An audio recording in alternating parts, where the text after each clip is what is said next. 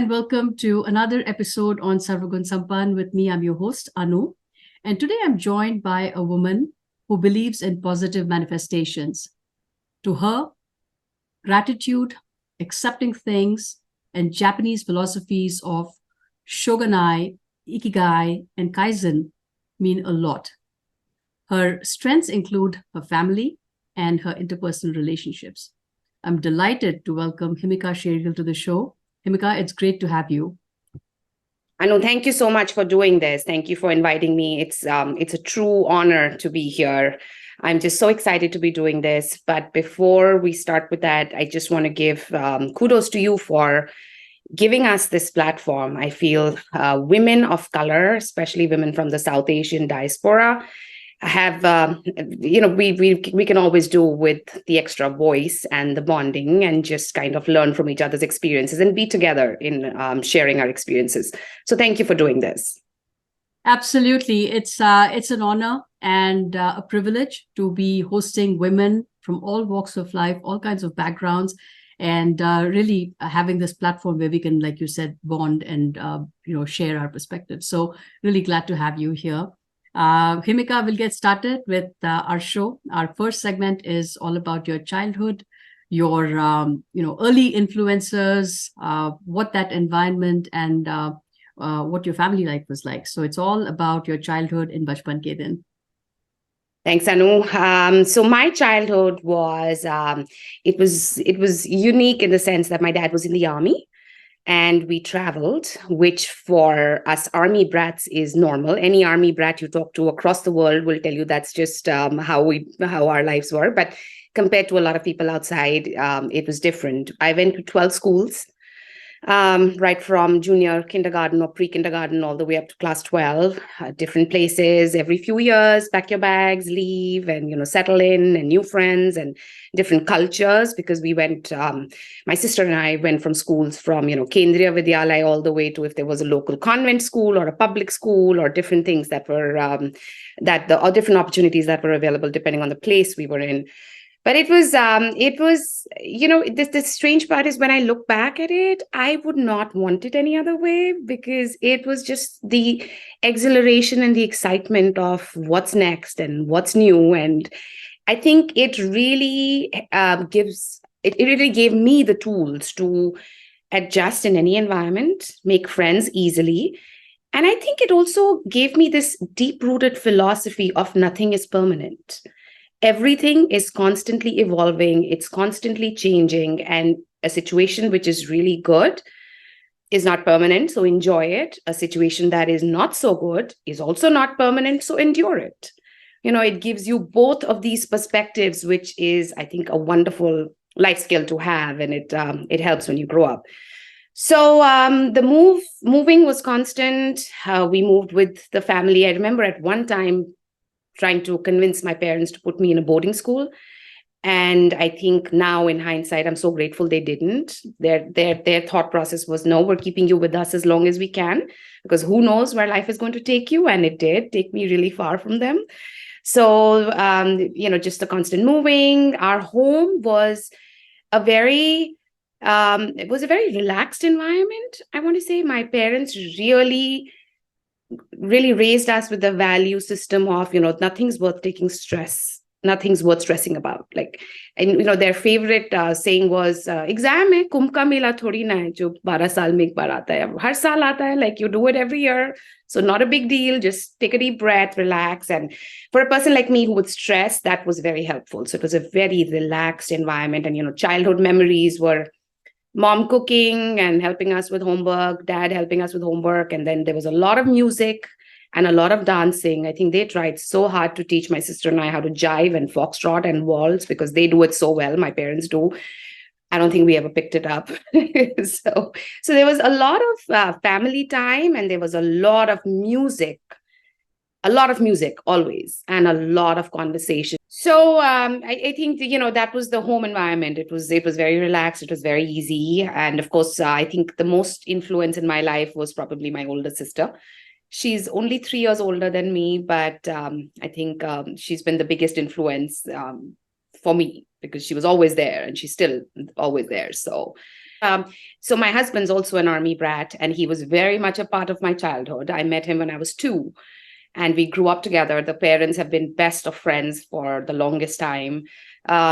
So we traveled together growing up, and we've been married 22 years now, and we still travel. We move, not just travel for fun, but we literally have moved every 3 to 4 years ever since we got married too. So I know that journey has been very exciting as well. So, what you receive from your parents, has been a gift for your kids as you've moved through life. I can't wait to hear all about it. So we'll move on to our next segment with that, and that is Ye Kahaan Gaye Hum. This is about your onward journey after your high school. Yeah, so I graduated from the Army Public School, New Delhi.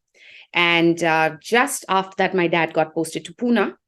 And I once again moved with him to Pune. And I did my college there at the ILS Law College in Pune. Dad and mom, of course, stayed there just for a year and a half. The rest of the time I was in a hostel. So did my 5 years of my degree there.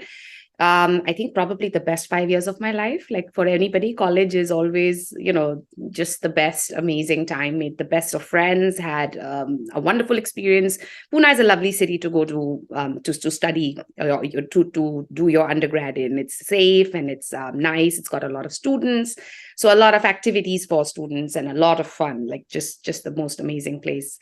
And then, so my husband, Didi, and I were friends all along. And somewhere, I think towards the end of my undergrad degree, towards the last couple of years is when we just became very emotionally dependent on each other. And that friendship turned into a relationship. And he moved to the United States just around then. So it was a long distance relationship for the most part. And he was here, I was in India. I don't think we met for about 2 years at one point of time, but it was, thank God for telephones and, the internet. And then we got married right after that. So within a year of me completing my degree, it was a 5-year degree. It was actually 3 years of undergrad and 2 years of grad school, the combined 5-year law program. We got married and I moved to the US. And then there was this whole question of what am I going to do in the US? I have a law degree. I'm not allowed to take the bar exam in most states. He was here in the Midwest. He was in Ohio at that time. And I decided to go back to law school for the entire degree again. So I took the LSAT, which is also an interesting story. I took the LSAT before we got married, and they didn't have the LSAT in India. So my mother-in-law, my mother and I went to Singapore so I could take the LSAT there. And then I applied to law schools and I got a scholarship to go to the Indiana University School of Law in Indianapolis. So within 6 months of coming to the country, moved to Indianapolis and started law school, 3 years more of studying. And again, I think that was just such a wonderful experience for me because getting used to the country culturally, I think being on campus is one of the safest and the nicest way to learn the culture and get used to being here.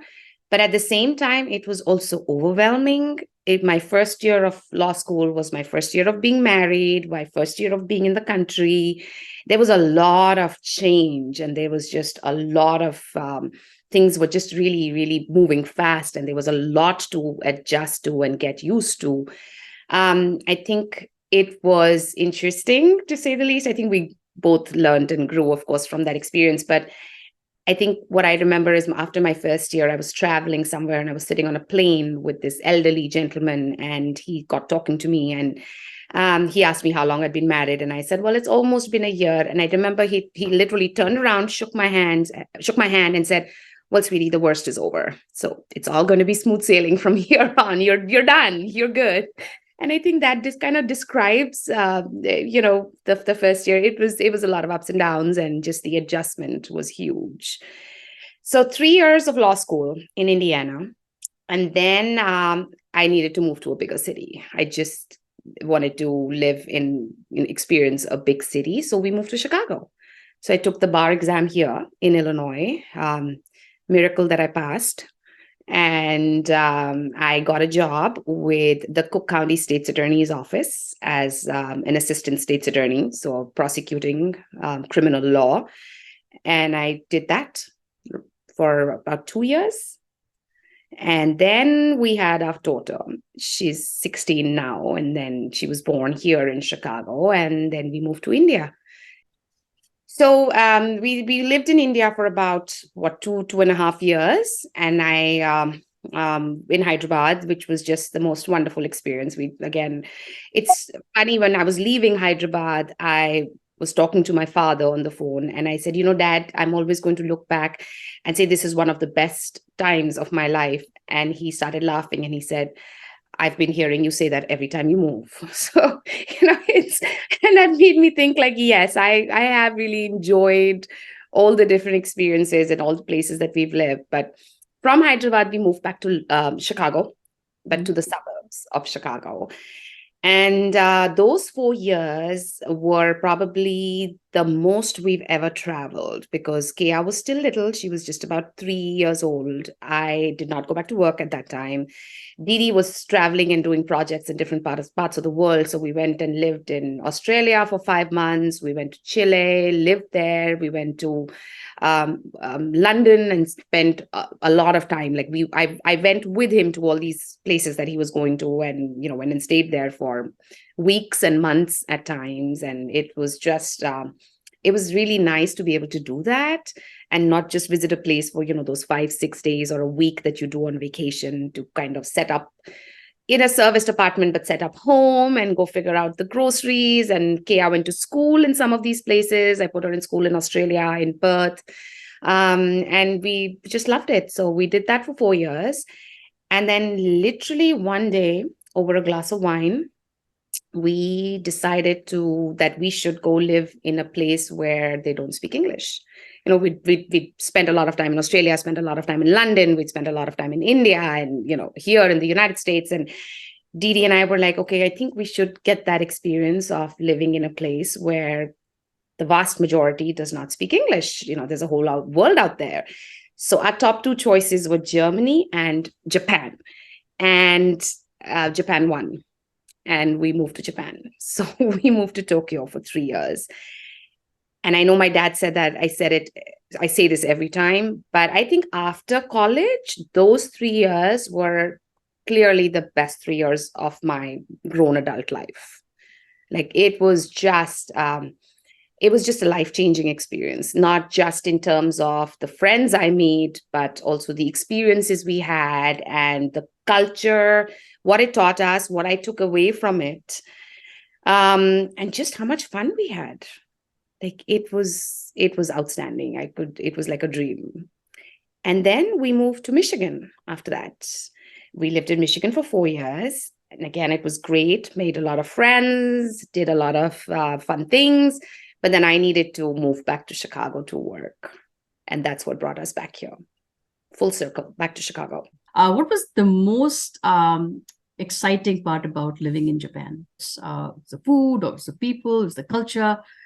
What was something that you miss about Japan? I think all of the above. I think the food is outstanding. There's just no doubt about that, right? Japanese food and everything you eat there is just amazing. It's the people are lovely. They are just so positive, and there is, I know there is a vibe in Tokyo which instantly reflects positivity and calmness. We had our little one was born in Tokyo. She was born in Tokyo when we were there. And when I reflect back on, my whole experience of pregnancy and childbirth here as against there is something about that culture that just is so inherently positive and peaceful. And you feel it on the streets. You feel it when you go out. It rubs off on you. That whole thing, it just does make you it really does give you a whole positive outlook towards life. I think what I probably liked best, of course, was the friends I made. Some of my closest friends right now are people I met in Tokyo. My friend who lives in New York, my best friend, another friend who lives in DC. And these are my closest friends, and I met them there, so which was great. The language was also something that we loved. It's just a very pleasant, but I think the culture, it's It is eye-openingly, it's shocking to see how calm and how collected and how nice people there are. I'll give you an example. When the earthquakes happened, the big earthquake of 2011 happened, Didi was in Japan. Kaya and I were not there yet. We were on our way there to visit. We weren't moving there at that time, but we got there 24 hours after the earthquake, literally. And it's just how outwardly calm everybody was. There was no panic. There was no food in the grocery stores. The trains were not running. People could not, the phone lines were jammed up. People could not talk to their families. They did not know if they were okay or not okay, but they were just so calm. And I think their philosophy, one of the biggest philosophies that I took away from Japan, was this concept of shoganai. What is beyond your control or outside your control, there's nothing you can do about it. Accept it. Yeah. And, we use the shoganai, we use this in our house as a regular term. It's raining, we can't do the picnic we plan for, shoganai. It's even from the smallest things like that to bigger things, things that didn't work out in life, job opportunities, relationships, finances, whatever it is, health. Very often the kids, Didi and I, would be like, shoganai. We say that in Hindi also, right? Ab jo hai so hai. It's almost similar to that. It really is. It really, really is. And I think that was just, it's such a beautiful philosophy of what you can't control. It's out. There's nothing you can do about it. So I think Japan taught me that. That was my biggest takeaway, was the philosophies that they abide by, and the philosophies that they use in their day-to-day lives, and they're so prevalent there. And I think that was my biggest gift that Japan gave me, and also our daughter who was born there. So in fact, that is wonderful, and that's probably what reflects, right? People practice that. It's part of the ethos. Yes. So when you interact with those people, it's very evident. So it really is. It really is. And I interacted a lot with the Japanese because I was on the board of an organization when I was in Japan. It was run by American women and Japanese women for helping women achieve higher education. So Japanese women to study abroad and foreign women to come to Japan and study. So we ran scholarship programs for them through that organization. And it was 50-50. It was 50% Japanese, 50% non-Japanese, Indians, Americans, British, Europeans, everybody, all the expats. And so working with them that closely, I was amazed at how this is a voluntary organization, but the level of commitment. When the Japanese people decide or commit to something, they see it through. It's their level of commitment towards work or anything. It's truly admirable. It's truly admirable. Like, just the respect for work. It's great. That's great. What were some of the issues that you noticed prevalent in Japan with women? Are there any issues or any challenges that were obvious to you when you went there, or you discovered through your interactions? Yes, there is a huge inequality of genders. Huge, huge inequality. When you go out for lunch in Japan and you don't eat food at home during a weekday, especially because there's so much food available outside, it's healthy, it's reasonable, and it's just nobody cooks at home in Japan during the day, especially. But when you go out for lunch, if you don't go to an office area, if you're in a residential or a tourist or a shopping area, you'd notice there are no men in those restaurants. It's just women. Whereas if you go to an office area, you'll notice it's mostly men. So the disparity in the genders for work opportunities, for how first getting into work and how far you can go in that work, it's huge. I mean, it's literally, it hits you in your face, the disparity. I mean, it's not equal anywhere in the world. I'd be a fool to say that women are completely, the workforce is equal 50%. It's not. But it's so blatantly imbalanced in Japan that even that's the first thing you notice. So, yeah, it's crazy. Yeah. So coming back to Chicago and, your decision to go back to work, how was that experience? Because I know that any woman that has taken years off to, be with the family, it's an uphill task to get back into the workforce, because no matter how established you may have been, and for you it was a long 15 years, right? Long span of time. You've obviously traveled everywhere, sought some great experiences, but going back to that same place, losing some of that traction with your co-workers at that time, and all the changes in the field. How did you prepare yourself, and how did you go back? How smooth or difficult was that transition? So I went back after 16 years.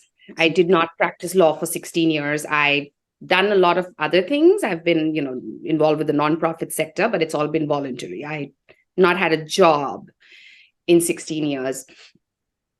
I think the decision to come back the desire was always there. But I think the pause that COVID gave us, where we just stopped doing the mundane everyday stuff and everything, life stood still for those few months or a year when COVID happened. And I think that gave me a chance to reflect on what I truly want out of my life. When I look back, what do I want to see? What are the things that I would be happy with? What are the things that I would not be happy with?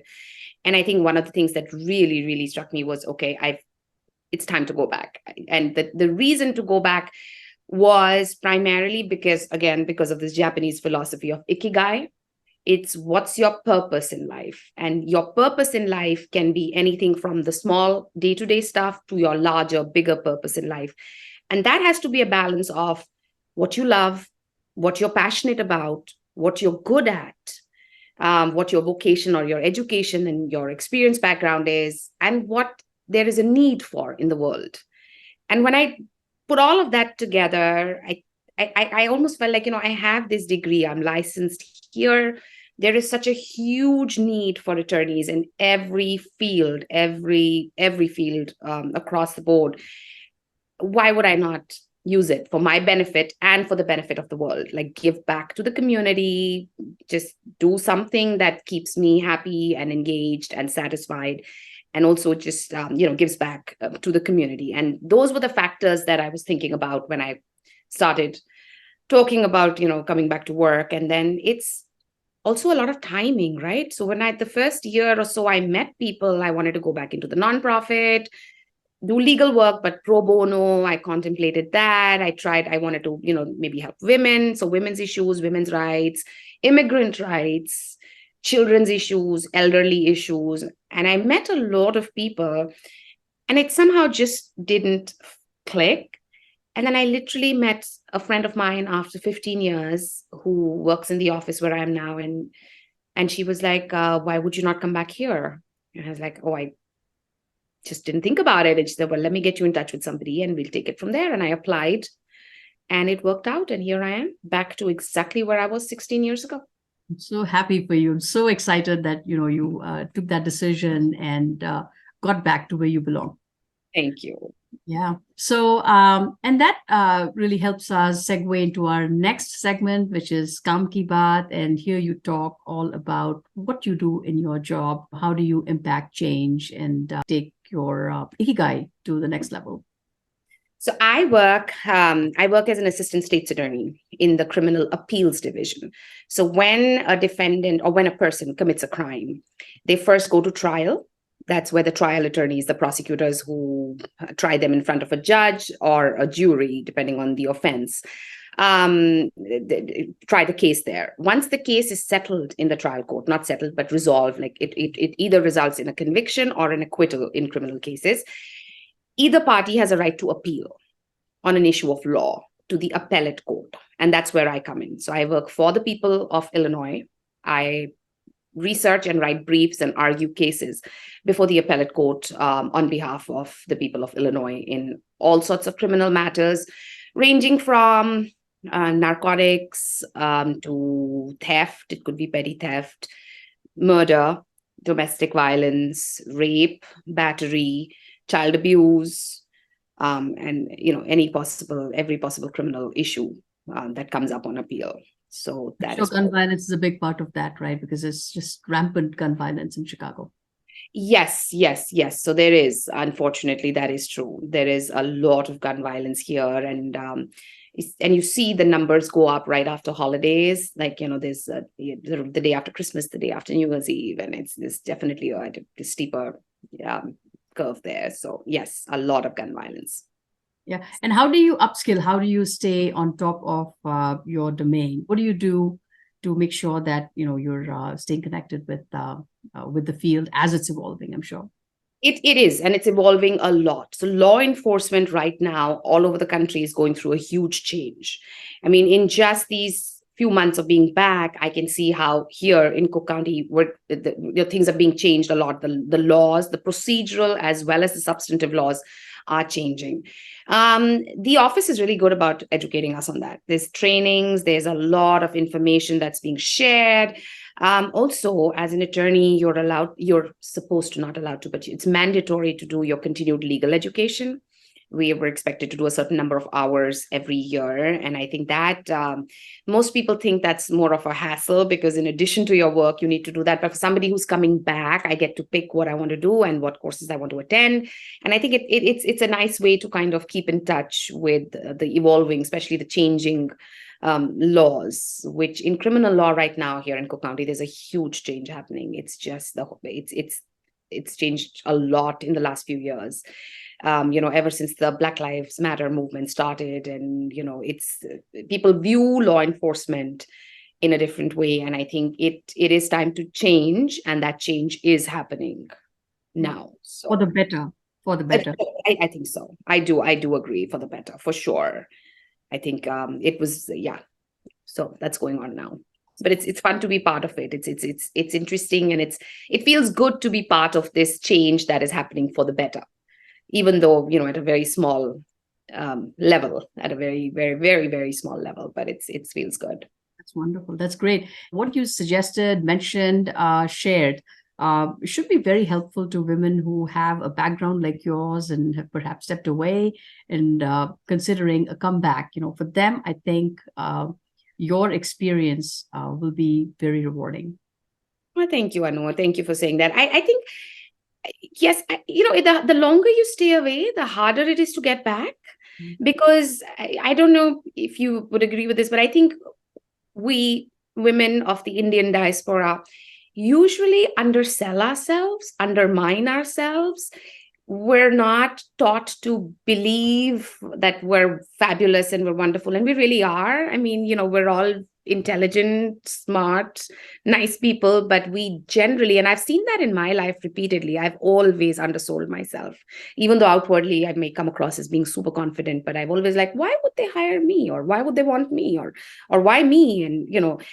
And I think a huge thing that we forget is, even if we're not working outside the home, your life experiences and just age adds something to your caliber, to who you are and what you bring or what you put on the table with any task that you do. So I got back to the same job 16 years later, 3 levels higher than I was when I quit. And for me, that was like a realization that, okay, my experiences also add something. It's not just my legal experience, but my life experiences and my, just age and maturity level and what you achieved. And I think it's critical to not forget that. 100%. That's what makes you who you are. More power to you for, speaking out about the imposterism that women face. Especially from the South Asian diaspora, you hit the nail on the head. We may have the qualifications, we may be qualified, but we undersell. We undersell. And you compare that to a straight majority male, and that majority could be Indian in an Indian setting, or a person here. And I mean, sometimes I'm in awe of the confidence and arrogance with which they claim they know things, and it's to the benefit, because they do go figure it out, and we can go figure it out too. But we're always so conscious about not knowing things or not being good enough. Yeah. And I think I have ourselves in the space, not seeing ourselves there. In the room, we're questioning all the time, do I really belong here, right? Yes, and we do that all the time. And I think what I have learned over the years, how it's really helped me get back into work, is if I ask a question or if I just don't understand something, it does not reflect my intelligence. And it's taken me a long time to get to this place where I'm like, okay, it's better to ask and clarify. And it's, just if you don't know something, you don't know something. Or if something's not right or you don't think it's right, speak up. Speak up. I've been in meetings way back 15 years ago where there's a lot of women and, the client wants something. And this is, when I was working in Hyderabad, and the client wants something and, they want it delivered at a certain time, and nobody would speak up even if that deliverable was not practical in terms of time or in terms of content. Women we're so conscious. And I think it's a good reminder to just keep telling yourself it's okay to speak up. And then I think the other thing that I feel that I have learned through my experiences, the world somehow does not look upon stay-at-home moms very favorably. I mean, there is a certain underlying little thing about, a little lower in terms of respect and admiration that you get, which I think is just so wrong. I think it is, I've done both. I'm now back to work. I've stayed at home for 16 years. What I'm doing now is so much easier than staying at home. It is so much easier to get up in the morning and leave the house and go do your work. And yes, physically, I do come back and I'm, doing stuff. But mentally and emotionally, it's just so much easier to go out and work. So I think it's about time the world realizes that all these caregivers, and not everybody can do it, right? Your husbands, your spouses, work commitment, your children, their needs, your home, everything takes priority sometimes. And I think the world needs to respect women a little bit more for doing that. Women who stay home, take care of kids, and juggle just so many things, and don't get paid for it, don't get appreciated. It's a choice that they're making. And I think they just need to be respected for it. And I don't think anybody needs to ever look down upon somebody who is not going out there and doing a job, because what they're doing at home is it's a job, and it's a tough one. All right, Himika. Great conversation. From here on, we'll move on to our next segment, which is the X Factor.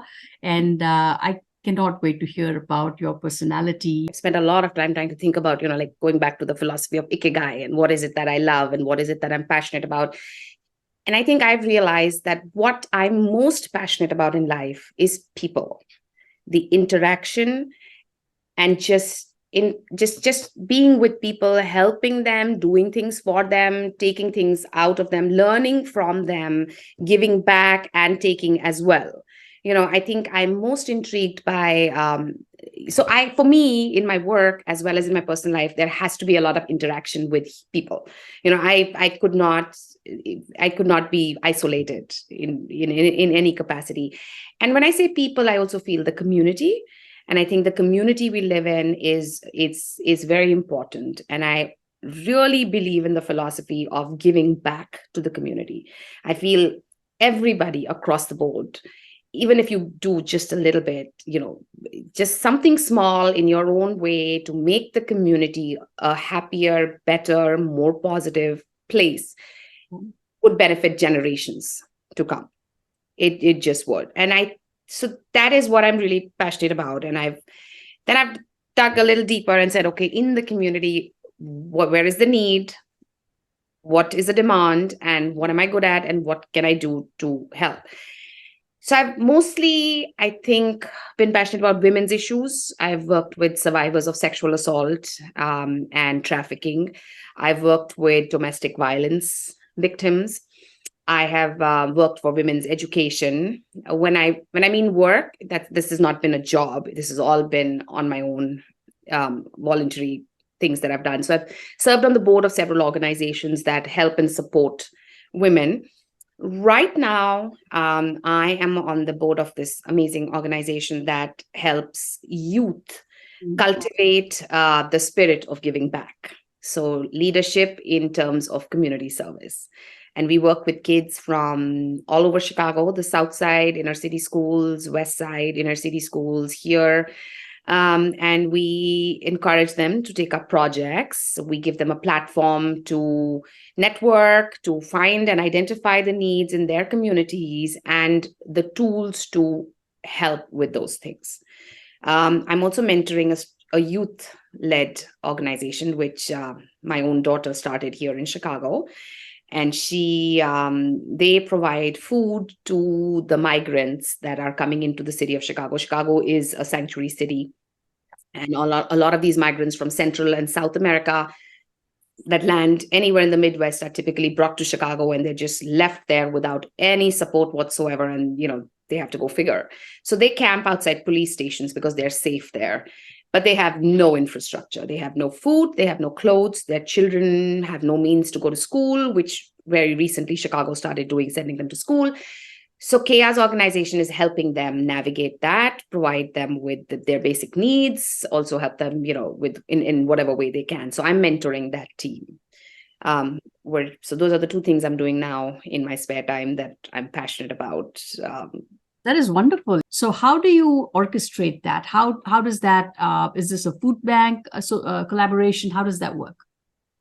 So what Kaya is doing, what our daughter is doing, is it's just a voluntary donation where people cook. Okay. And then she just got her license. So she drives over and drops it off on the weekends with her friends who are also helping. And then they're doing a supply drive for coats and jackets and beddings and, books for kids. And while she's there, I think she's also interacting with some other organizations that are doing the same to see how else they can support them.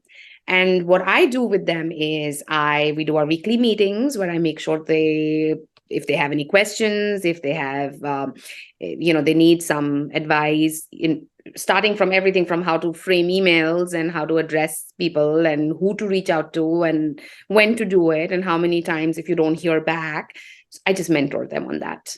So I think it's great. I love, being with these youngsters. They're just so full of life and their leadership skills are just outstanding. And it also goes back to this whole larger philosophy of, if you're taught to give back from a young age, you see it happening and you do it consistently, you will keep doing it. And it's so easy for us to get sidetracked and, get busy with our careers, with our jobs, with our families and having children and relationships. But I think it's so important to not forget that a little part of you, just this tiny part, if you can't do a big part, that's fine. But just this tiny part of giving back to the community should never cease to exist. It should just be cultivated and should keep growing. And so, yeah, it's good to see them. It's rewarding and it's lovely. It's actually a great experience. It's also rewarding. It's heartbreaking to see the people that they're helping. Like these are the most basic things that we take for granted. So I think it's also it's very rewarding when you see the impact directly. It feels good. Yes, for sure. Absolutely. I mean, we acknowledge the privilege that we have. And to give back in a way that you understand the lack of privilege that somebody has. And, like you said, it just takes so little. But reward is, it's humongous. That makes a huge difference to the lives of so many. Definitely. And, it's also on a personal level, when you do this, you learn so much. Every nonprofit that I've been associated with, whatever work they do, I've just learned so much about things that they are dealing with and, the whole, whatever segment of society they're catering to. You'd learn so much about that, which you typically would not know otherwise. And I think that's it's also an opportunity to problem solve in real terms. You've got these organizations that face all kinds of problems from logistical to funds and the very people that they work with, because it's sometimes, you take one step forward and then you take 3 steps backward in terms of the challenges they face and their own frustrations with, how things move.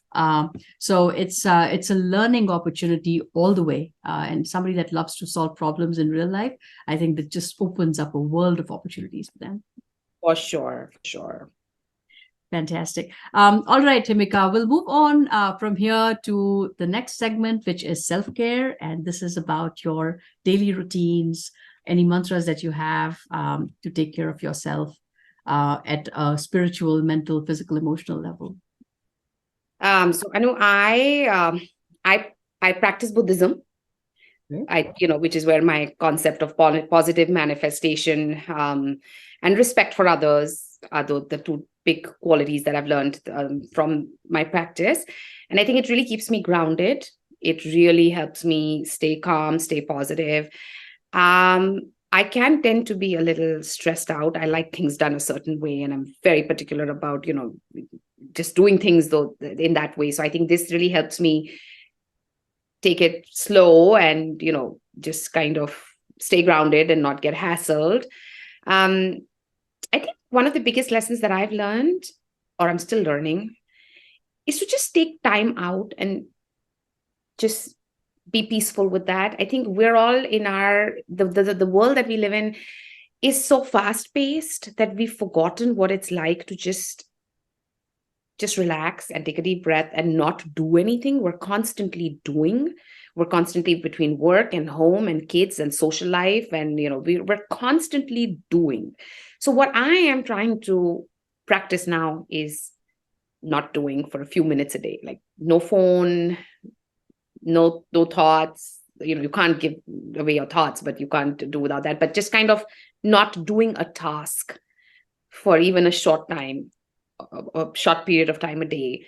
And I think it's a struggle. It's a struggle because those 5 minutes, I'm like, oh, why don't I just empty the dishwasher? Or why don't I send that email that I'm supposed to send? Something or the other is constantly in my head.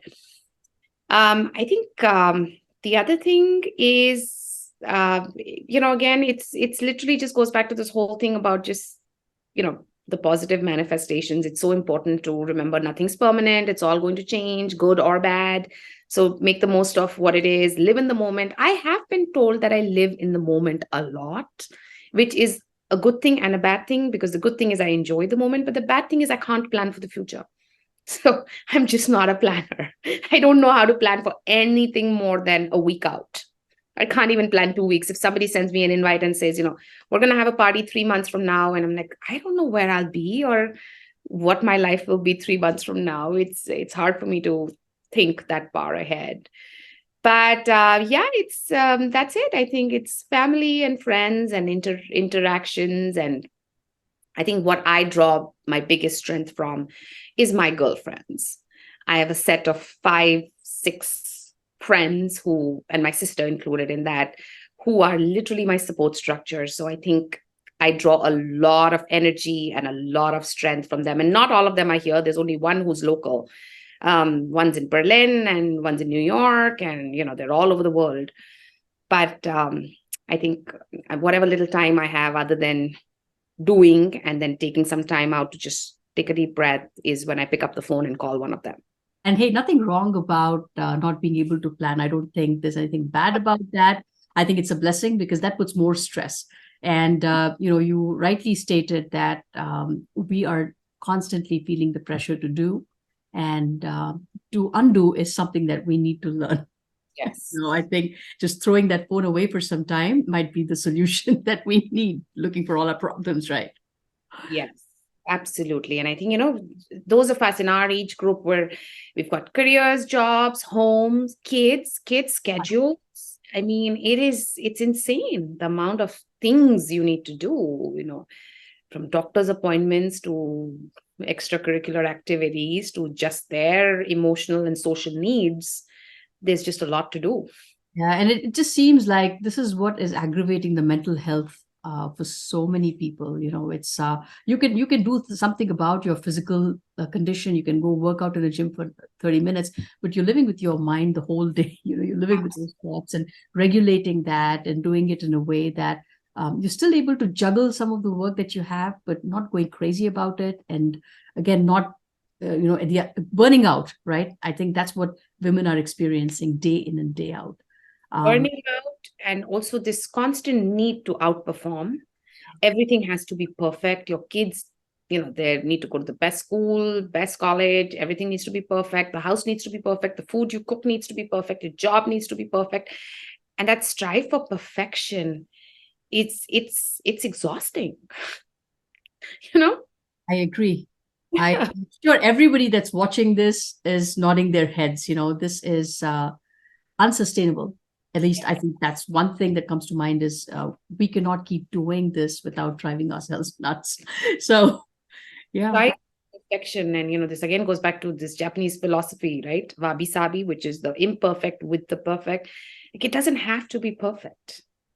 So it's just, sometimes you have to remind yourself, like, okay, who's defined perfection? And how are we following this clear-cut definition of what perfection looks like? And why do we need to do that?